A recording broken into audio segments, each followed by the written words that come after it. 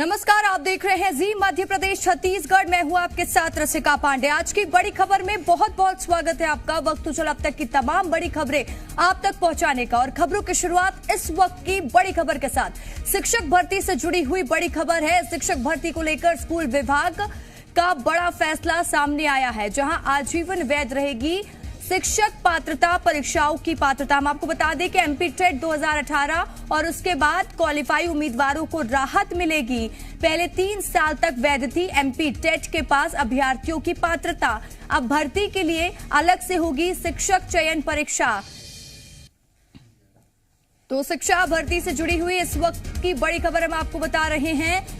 MP TET 2018 और उसके बाद क्वालिफाई उम्मीदवारों को राहत मिलेगी। पहले 3 साल तक वैध थी एमपी टेट के पास की गई अभ्यर्थियों की पात्रता, लेकिन अब अलग से शिक्षक चयन किया जाएगा। शिक्षक चयन परीक्षा के माध्यम से नियुक्तियां की जाएंगी।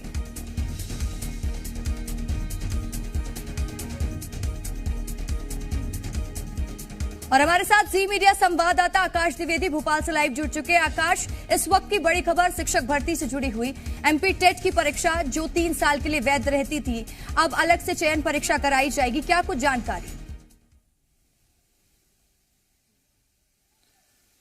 देखिए, मध्य प्रदेश के स्कूल शिक्षा विभाग ने बड़ा फैसला लिया है एमपी टेट की परीक्षाओं को लेकर और स्कूल शिक्षा विभाग में जो भर्तियां होती हैं उसको लेकर।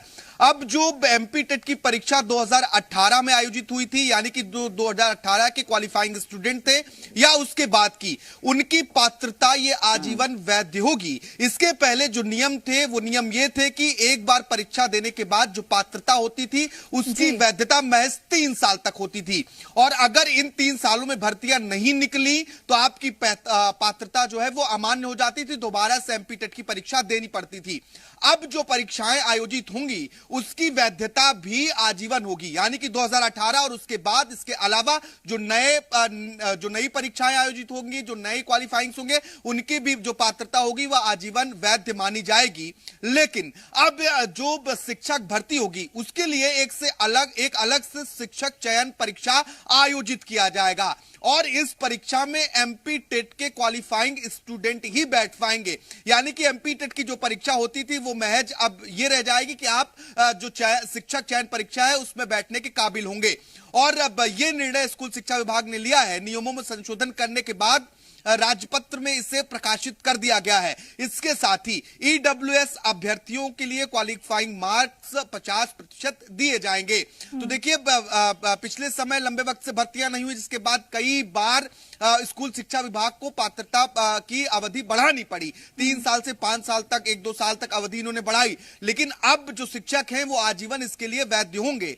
तो देखिए, आकाश, ये जानकारी दीजिएगा कि एमपी टेट की जो परीक्षा देंगे और उसके बाद शिक्षक चयन की परीक्षा के बाद ही उनकी जो पात्रता है वो आजीवन तक रहने वाली है, या फिर जो एमपी टेट की परीक्षा दे चुके हैं उनके लिए भी सेम स्कीम फॉलो होगी? देखिए, जो संशोधन किए गए वो सिर्फ एमपी टेट परीक्षाओं के लिए किए गए हैं। एमपी टेट की परीक्षा आजीवन मान्य होगी, वैध होगी।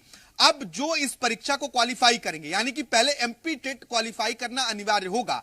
इस परीक्षा को क्वालिफाई करने वाले उम्मीदवार ही चयन परीक्षा में बैठ सकेंगे, यानी कि जो भर्ती के लिए चयन परीक्षा आयोजित की जाएगी उसमें एमपी टेट के क्वालिफाइंग उम्मीदवार बैठ सकेंगे।